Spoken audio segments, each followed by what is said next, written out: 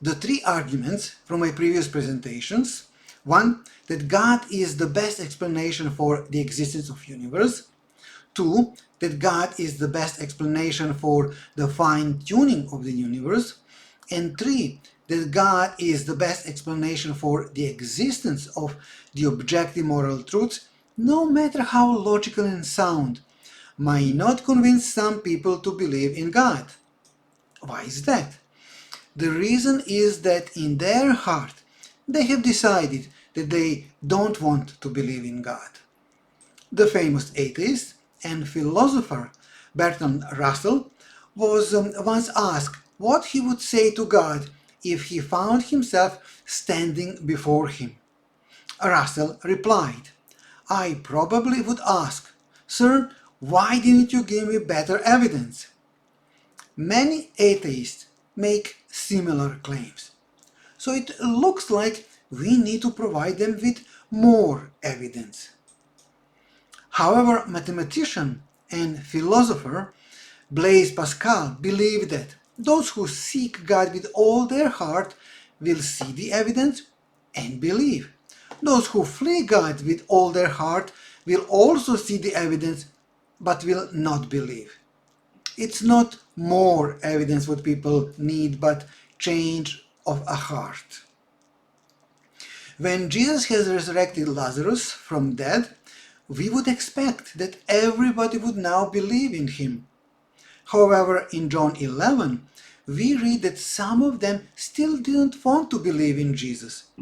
The evidence was there, but since they have already decided not to accept Jesus as the Messiah, no additional evidence would convince them. They wanted to keep their status at any cost. This kind of unbelief is still present today.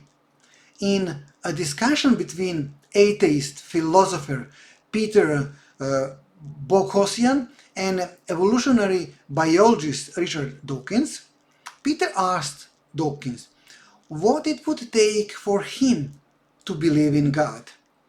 You might assume Dawkins would boldly announce evidence. After all, scientists are supposed to care about evidence. But that's not what he said. He said, well, I used to say it would be very simple. It would be the second coming of Jesus, or a great, big, deep, booming voice saying, I am God and I created.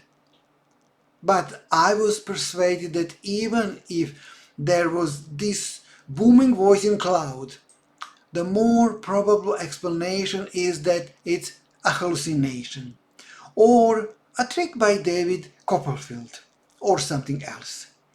A supernatural explanation for anything is incoherent. After more discussion, Peter asked him again, so what would persuade you? Richard Dawkins replied, well, I am starting to think nothing would, which in a way goes against the grain, because I have always paid lip service to the view that a scientist should change his mind when evidence is forthcoming. Did you notice?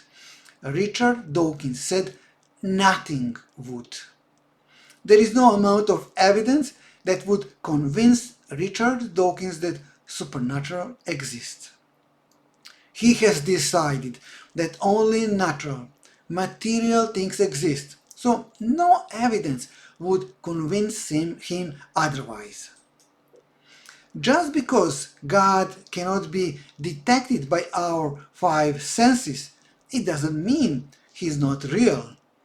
There are some things in life we accept as real, even though we cannot prove them scientifically. For example, love. How do you scientifically prove that love exists? You can show the effects of love, but trying to prove that love exists from a series of experiments? Not possible. But does that keep you from believing that love exists? Of course not. You may not be able to prove love, but you know it exists because you can feel it and you can see the effects of love. The same applies to the evidence of existence of God. We cannot scientifically prove that God exists, but we can see the effects of his existence. Also remember that the burden of proof is not on you, but on anybody who makes a knowledge claim, whether theist or atheist. So if you say that God exists, then burden of proof is on you. However, if the atheists say that God doesn't exist, the burden of proof is on them. Don't fall for them insisting that it's your job to disprove their claim. Ask them, how do you know that God doesn't exist? Where is the evidence? After being presented with 3 reasons why you should believe that God exists: 1. God is the best explanation of the origin of the universe. 2. He is the best explanation of the fine-tuning of the universe. And 3. He is the best explanation of objective moral values and truths. After being presented with these 3 reasons, I would like to suggest to you to use the so-called Pascal's wager. If you have accepted God, and at the end there is no God, you have lived fulfilling life and you have lost nothing.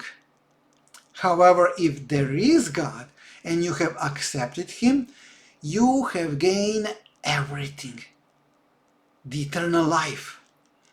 On the other hand, if you choose not to believe in God, but there is a God, you have lived this life the way you have wanted to live it, but you would lose everything.